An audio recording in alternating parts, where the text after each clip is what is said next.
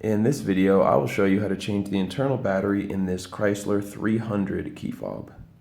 This key fob was used since 2011 and it's still used today, and it just takes one CR2032 battery.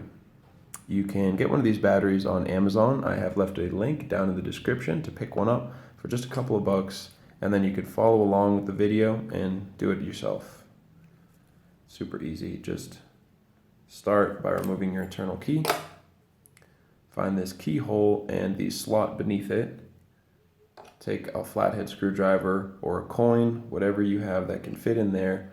All we're going to do is insert and just twist.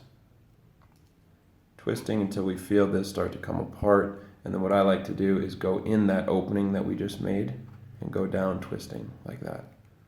So it comes apart nicely and we don't damage anything. Here's our battery. We're just going to come in from the side where there are these openings in the plastic, and I just like to get beneath it, lift the battery up, and you will see that it just flies right out. Take a new CR2032 battery and make sure this positive side goes face down. Position it in, first pushing it towards this metal component and then clicking the other side into place. Oh, maybe missed that. Let's just do it again. Go ahead, push it in towards the metal first, click it down, super easy.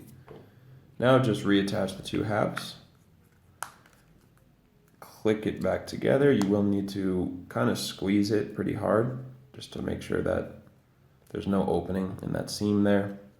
And then you can just put your key back in and you're all done. It's really simple, guys. If you found this video helpful, go ahead and leave us a like or a comment.